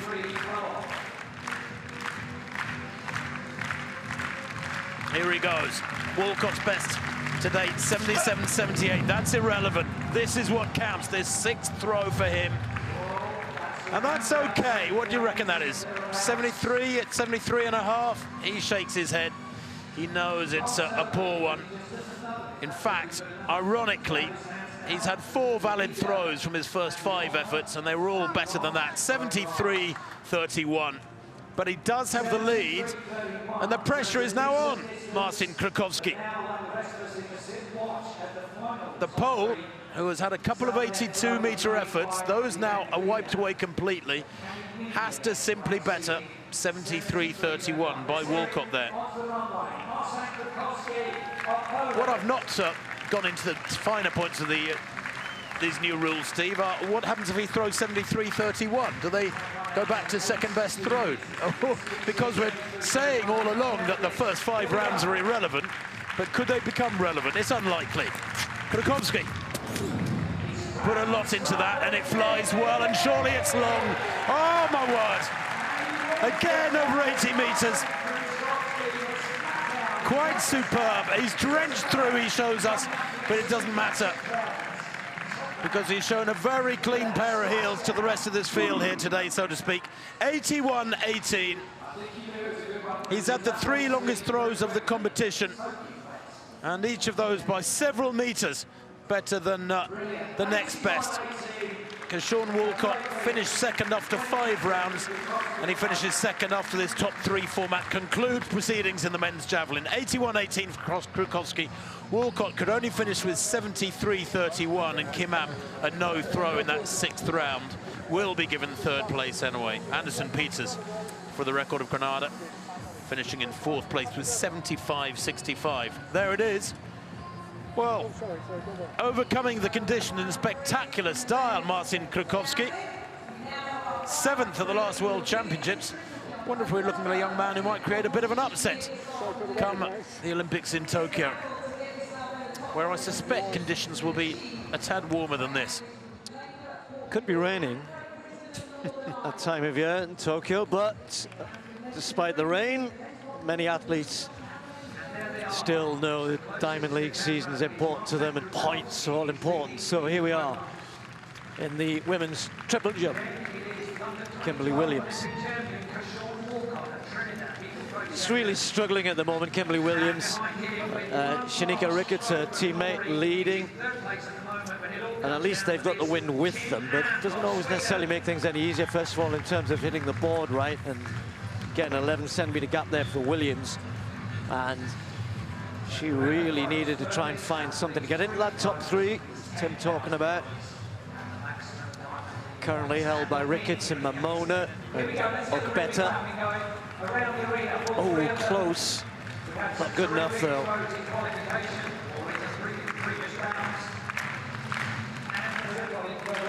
Well, Naomi Komplette knows that she's sitting in a brilliant position. Sadly, the wind reading on a 14.29 is over the legal limit, not by much.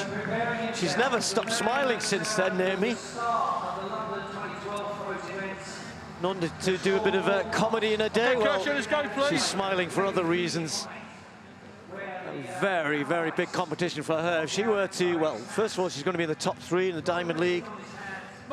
Triple jump competition. Saladuka did not start. And although, as I said, the wind will negate the distance in terms of any personal records for her personal best, nonetheless, she's in second still.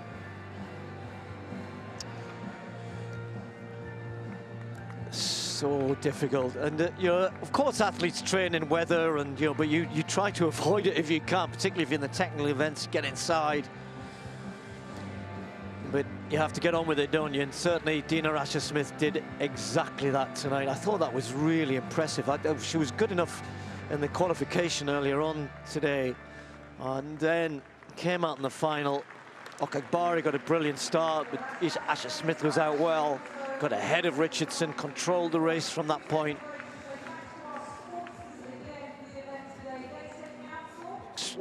Just for a little while thought she was going to come under a little bit of pressure, but stayed strong to the end.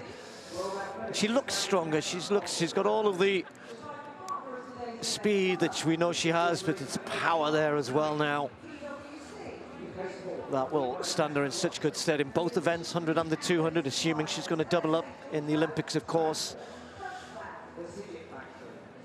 The world champion at 200 meters coming out on top here tonight in the rain, splashing through. I was going to say splashing through the puddles. There are a few starting to appear now because the rain has been absolutely relentless. Nonetheless, as I was saying, you have to test yourself against your competitors, and sometimes you have to step up and face the conditions and still put a performance in. That's exactly what she's done tonight. I love the fact she still looked at the clock, though. She knew she'd won the race. It's habit more than anything else. I don't think she was expecting anything. It's probably her slowest 100 time for what, 2 or 3 years, maybe more. But all these athletes can look at the coming summer and think, well, things can only get better. There's a song there somewhere. I'll tell you what, I'd be worried about getting my phone out in this weather, wouldn't you?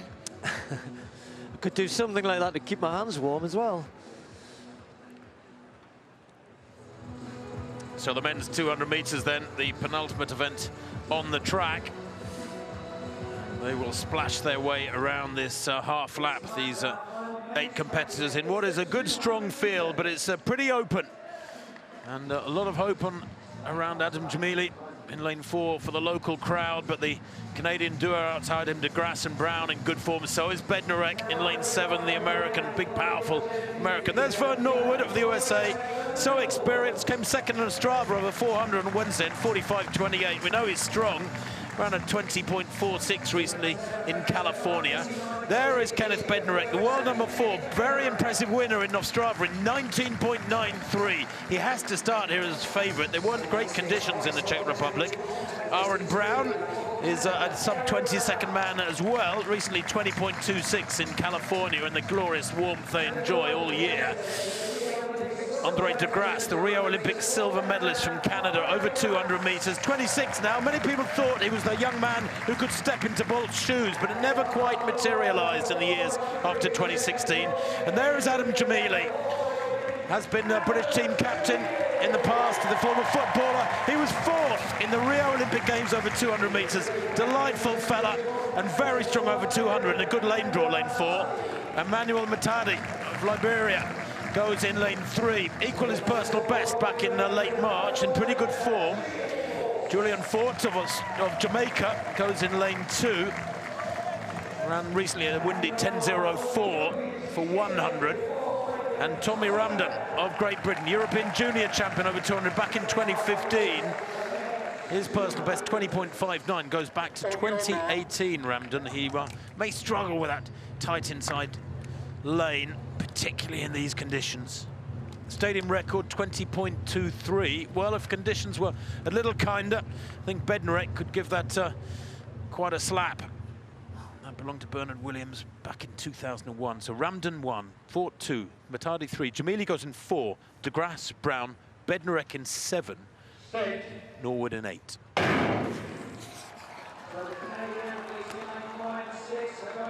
Well, really good start there from Jamili in 4. He's already up on De Grasse a little bit. De Grasse in the white vest, 4th from left. As they come into the straight, also good running from Brown. But Bednarek, look at Bednarek steaming away with this one in lane 7. Look at the gap, grow and grow and grow. Back to Brown and De Grasse in 2nd and 3rd. But it was 3 or 4 meters into a -3 meter per second win, 20.32. Well, I tell you what, he's only a 1/10 of a second away from the stadium record. 20.33 for Kenny Bednarek. Wow. Very, very impressive indeed. He enjoyed the gentle sweeping bend out in lane 7. But my word, he didn't need to know what the others were doing inside him because he was outperforming them from the gun. Yeah, I think probably, Tim, he would have started as a favourite just because of the form he's shown at this distance. And he's got a good lane, as you said, because that nice sweeping bend, and he carries a metre more, 2 meters into the lead, and carries on going away. The others get nowhere near him, and the further the race went on, the longer his lead got. Doesn't ease up at all, and that was pretty impressive running from him. I mean, that's a decent distance. That's a good field, good athletes, you know, world and Olympic medalists in there. You know, it's not exactly beating a bunch of sort of also-rans. He's a long way ahead of them. He's run sub-20 a couple of occasions already this year, and tonight that's a big, big victory for him. Again, he's looking for the clock as well. I think he's probably thinking, hey, I'm a long way ahead of these guys. In with 3 meter wind in the home straight, 20.3, yeah, pretty good, very good. It was spectacular. Almost a sense of deja vu there with the winning margin of Dina Asher-Smith. 20.33 for Bednarek to win the men's 200 meters by 3 or 4 meters from that Canadian duo Brown and De Grasse, with Norwood the only other one under 21 seconds on this occasion. But spectacular sprinting from Bednarek over the half lap. Well, we still have one event on the track, the women's 1500 meters to come, and we still have the women's triple jump, the final 3 in that event, to bring you qualification for that triple jump. This is how they got to the final 3. And again, just reminding you, this is the best of the jumps from the first 5 rounds, and Naomi Ogbeta, well, back in 2018, she jumped 14.15 at the European Championships, and then this time here, yes, it's with a wind, and the wind was under 3. It was 2.9 I'm just looking at, but she did 14.29. No wonder she was so happy. That was good enough at that point to, well, it almost guaranteed her a spot. Mamona in the very first round, really good performance from her. She had 3 no jumps after this, 14.37, and then passed in round 5. But our leading jumper going into the final 3, or the jumper who achieved the furthest, was Shanika Ricketts. And Ricketts, the silver medalist from Doha, finally got it together in round 3, came out to 14.40. So these are the 3 women who are going to contend the final round. They'll go in reverse order. Ogbeta first, then Mamona, then Ricketts. But as we are reiterating, those distances are wiped. These 3 now will have 1 chance, 1 jump, and that will be the jump that counts. And Ogbeta will be the one to go first. They're going to be introduced to the crowd now. I'm sure she's over the moon to be here. You can see still smiling there, lives in Salford, in Manchester, and I live in the UK, so I can say this, that Manchester's renowned for a little bit of wet weather now and then. So maybe she's enjoying the conditions a little bit more than the other 2 who hail from Portugal and from Jamaica. So here we go then. So the tracksuits will be removed. A hard work stage one has been done. What a season this may well. In super form. Well, it certainly offers the opportunity of a good season for Naomi Ogbeta. 14.11 with a plus 2.8, 14.29 with a plus 2.2. And yeah, she's loving this. She's a great character, as I said. And she now finds herself in a jump off the final three in the Diamond League. Just post a good jump here. On the board, good. Oh, just lost a little bit perhaps at the end there. At least it's a white flag and she'll post a mark. That puts immediately means the others have to do something. Splash there right at the end on the board, not too bad at all. So Naomi Ogbeta of Great Britain. The others, of course, know that they at least have to register mark, and if nothing else, they don't have the luxury of running through. It's only 13.32 though, and that actually is our worst jump of the whole competition.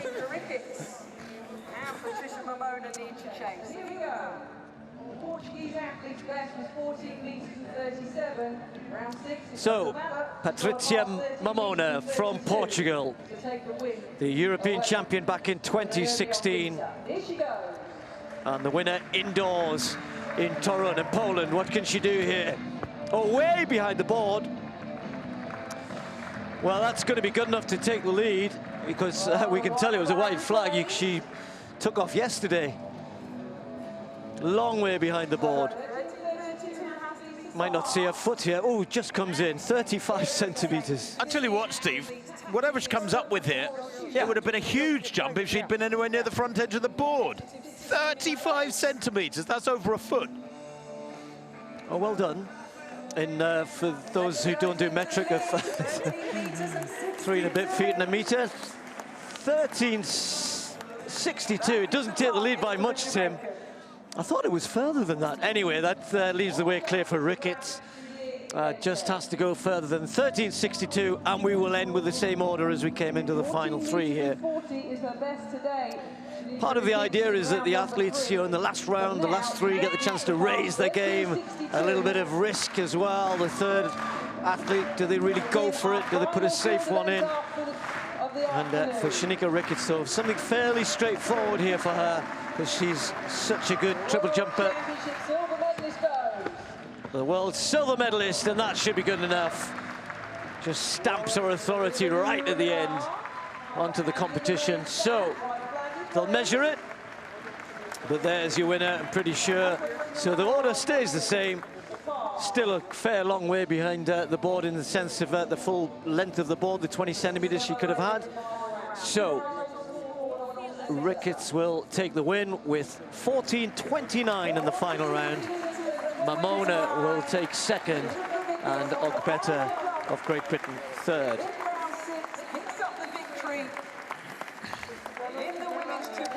One or two people have asked me, Steve, is what happens if they no jump in that final three format? Do the athletes, and we've already said the previous 5 jumps are totally irrelevant. They're only irrelevant within the sort of little sphere of that final 3 format. Of course, there still has to be a 4th placer, a 5th placer, a 6th placer. And even if you no jump in that final 3 format, you have still jumped further than the athletes who did finish 4th and 5th prior to the 6th round. The only thing is, the other athletes didn't get a 6th round jump. Well, Shanika Ricketts won the competition in that final round with 14.29, and she had the longest jump in the whole competition, 14.40. Mamona's best was 14.37. And just to reiterate as well, if the athlete jumps further in a previous round, there are world ranking points, etc. That's the mark that counts. That 14.37 there you see, although to be fair, it wasn't legal today because of the wind. And 14.29 for Ogbeta. Full result up there for you. And the 3 triple jumpers leave to not quite a standing ovation, but I think a very appreciative crowd. Okay, so our final event of the Diamond League here at Gateshead is the women's 1500 meters, and it's been left to be the final event because it will see Laura Muir, the British favorite, taking on, well, a field which, to be honest, may well be her teammates to give her the toughest competition here. We'll go through them.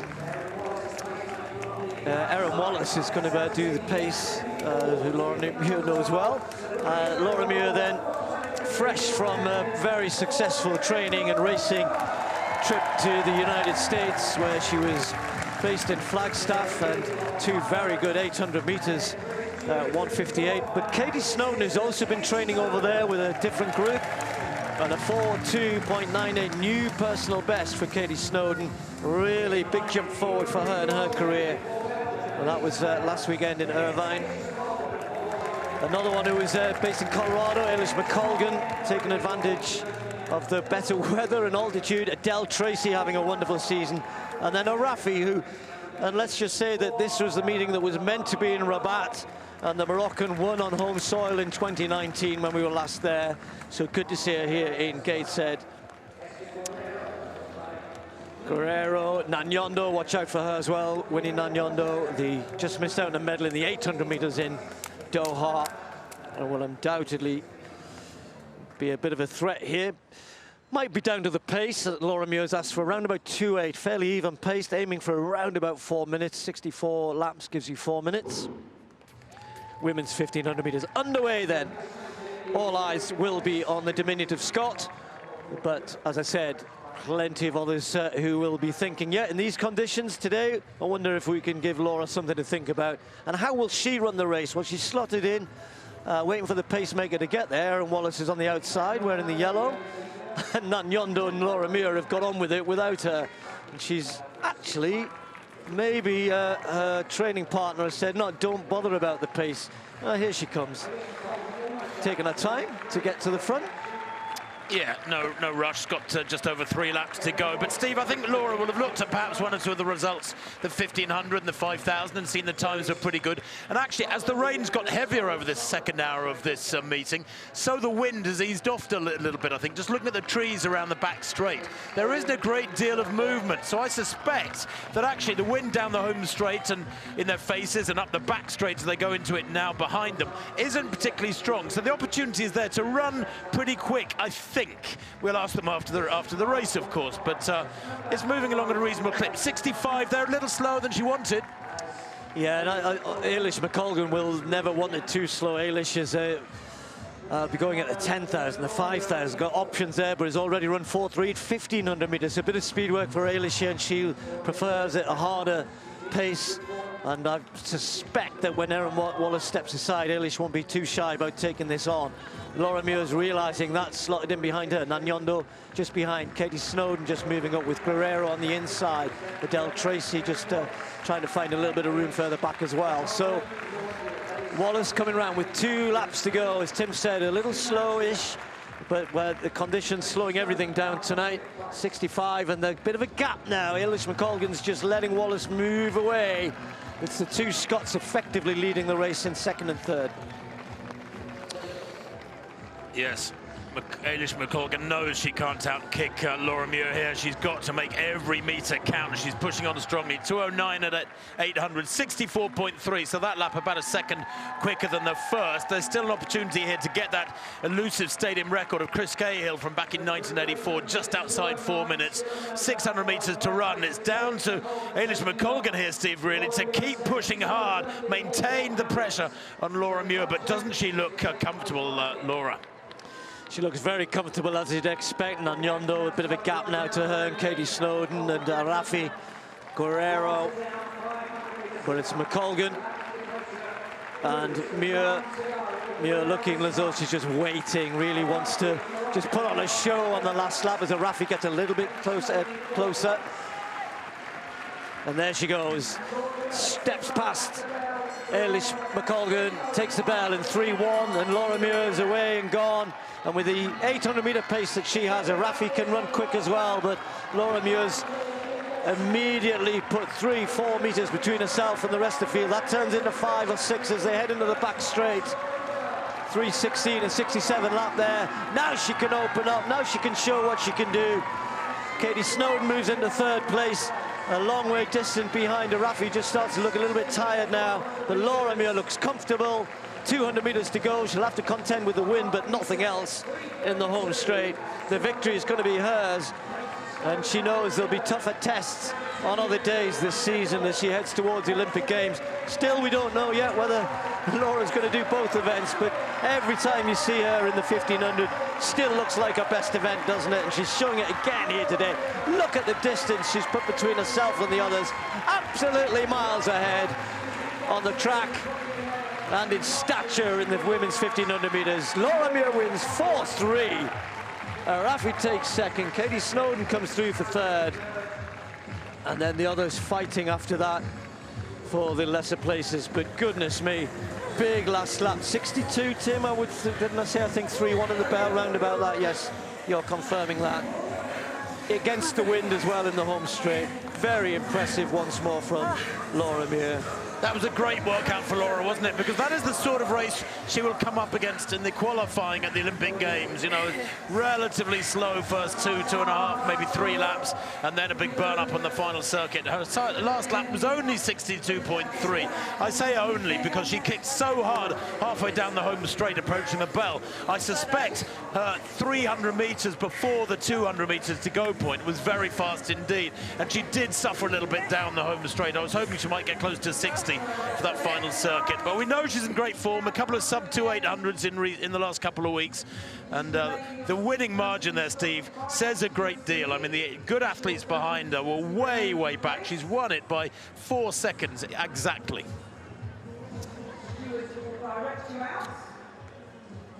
Yeah, I said, Tim, you know, I mean, she's had a great, you know, she had a little bit of a dabble indoors. I don't know if you saw the race. She opened up in Eugene with a 1500, which went out really hard and then kind of didn't quite finish it in the way she normally would. Very different here today, as you said. And I think these, as you said, these are the best races for mimicking what you get in the championships. So despite the rain, despite the wind, good workout for Laura Muir, and she'll be happy to look forward to, I'm sure, some warmer and faster races as the season goes on, both at 8 and 1500 metres. But a win on this track, one which she'll remember, hasn't been here since 2011 when she was a schoolgirl. Well, a baptism of wind, rain and cold temperatures really to kick off the Diamond League season, but it's gone swimmingly well considering, if you'll forgive the pun.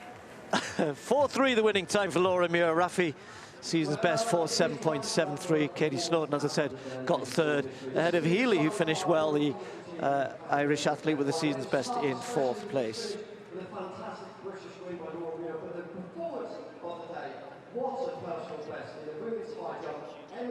Well, what a start to the Diamond League in Gateshead. Not prime conditions for the athletes or for the crowd, to say the least. Very cold and very wet. The best the North East has to offer. Well, we'll be back on Friday night for live coverage from Doha, where we're hoping for slightly better weather. That's from 5 p.m. here on BBC Two. If you missed any of tonight's action, you can catch up on the BBC iPlayer later in the week. And it's the final weekend of the Premier League. Gary Lineker and the Match of the Day team with you for the last time this season. That's over on BBC One from 10:30. So the Diamond League is up and running as Tokyo gets ever nearer. But the highlights of Gateshead, a British win in British weather. Next stop, Doha on Friday. See you here on BBC Two from 5 o'clock. Bye for now.